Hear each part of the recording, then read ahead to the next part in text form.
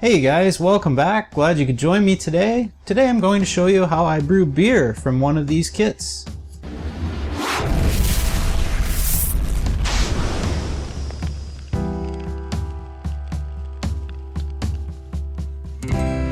Hey guys, welcome back. Really glad you could join me today. Today I'm going to show you how I brew beer from one of these DIY beer kits. The really cheap way of brewing your own beer at home. What I'm going to show you today is the express method that I use. It is quick and dirty, also known as kit and kilo, a little bit improved because of the dry malt extract you'll see used. I find they taste great, guys. It's way cheaper if you're Canadian. Beer at the beer store is a ridiculous price. This will get you around that for a pretty bargain basement price, and I think you'll love the taste. Let's have a look.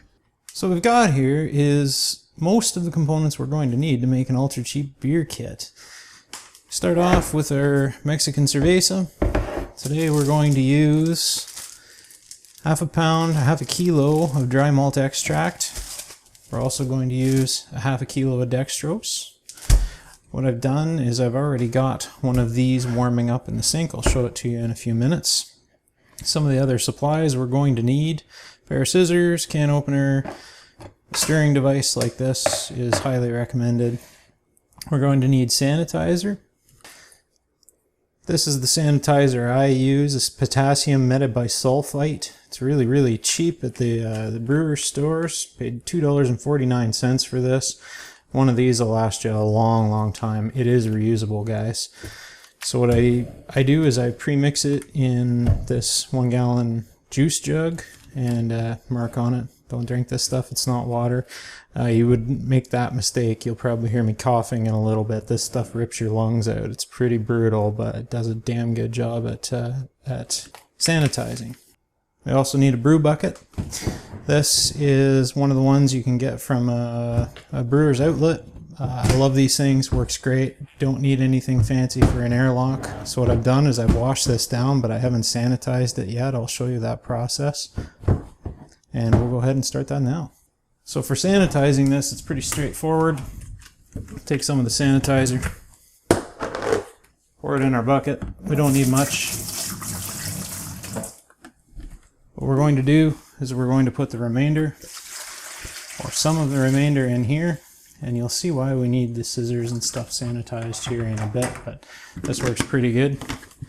And then we're just going to cap the bucket, shake it around so everything gets well encoded with the sanitizer.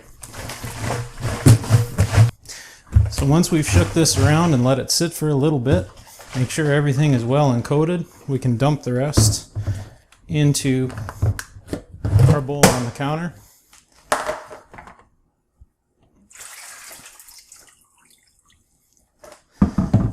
Then what I'm going to do is I'm going to rinse this bucket.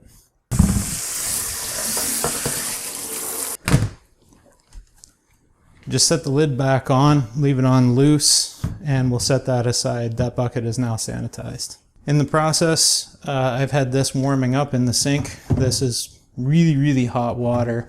So what I've done is I've got this kettle full. I've just turned it on. We'll wait for that to boil, and we're going to use this to dissolve the sugar and the dry malt extract in the bucket first before we add anything else. So what I've done is I've sanitized this completely all the way up the handle as well as my hands, and then rinsed it. This isn't a no-rinse sanitizer, guys, if you're using the metabisulfite like me, so you don't want to get any of it into your brew. While that kettle warms up, we can get ready and stage our dry malt extract here.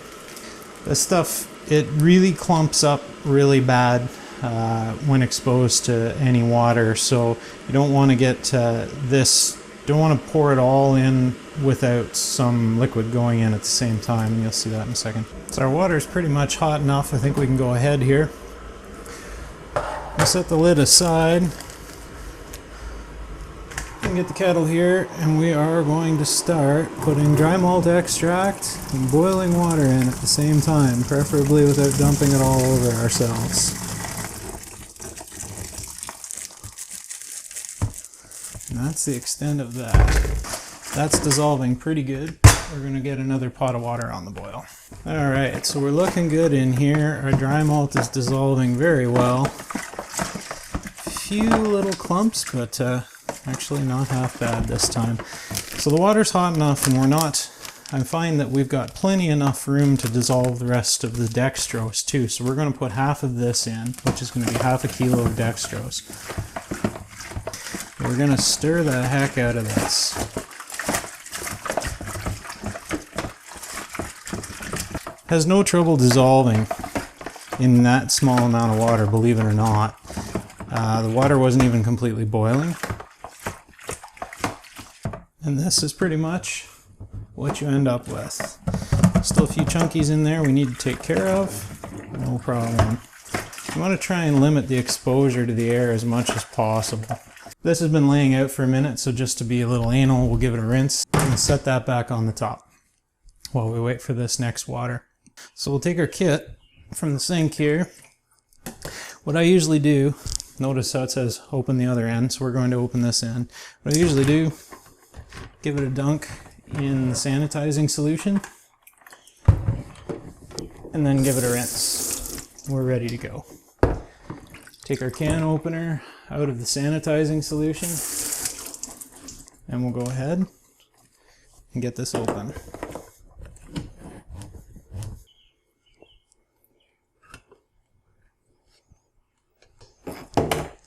A little bit left on the lid, we don't need to worry about that. So we'll go ahead and we'll add the kit to the beginnings of our wort. And we'll stir it in.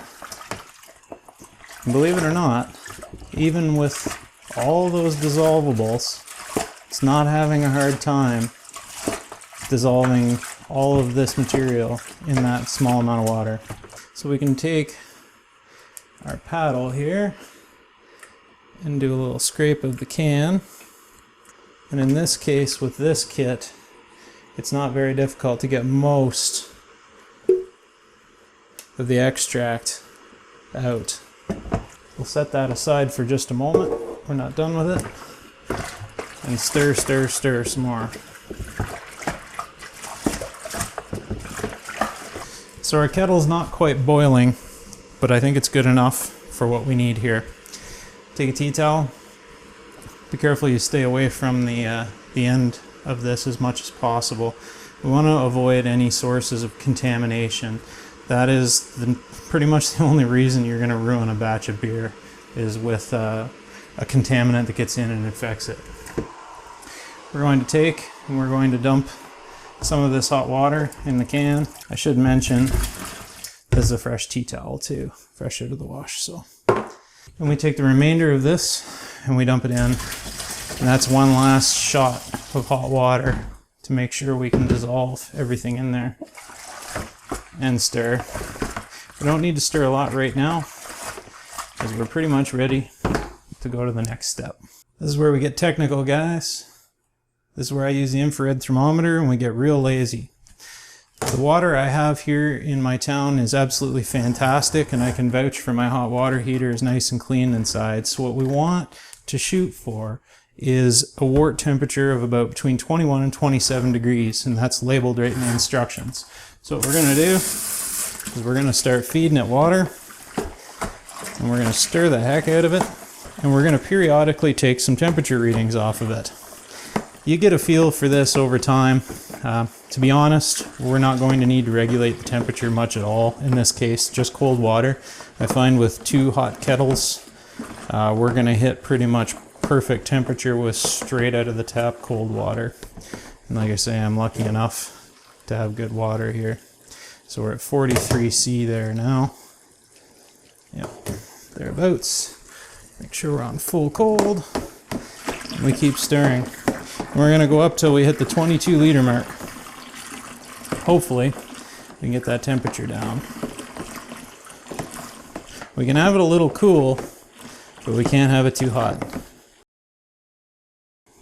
Take another shot. 34, we're coming down just perfect. So there we are at the 22 liter mark. 27 degrees, bang on the nose. We're on the high end, but it's good enough. So a little earlier in the video, you saw the scissors were in the sanitizer bath. We're going to take our yeast. We're going to take our scissors out of the sanitizer. We're going to give them a rinse.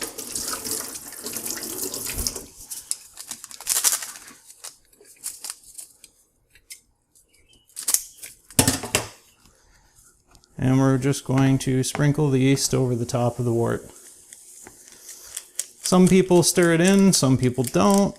I go back and forth. I don't think there's a right or a wrong way. I like to stir it in a little bit at least. But hey, it's all personal preference, guys. Lid on.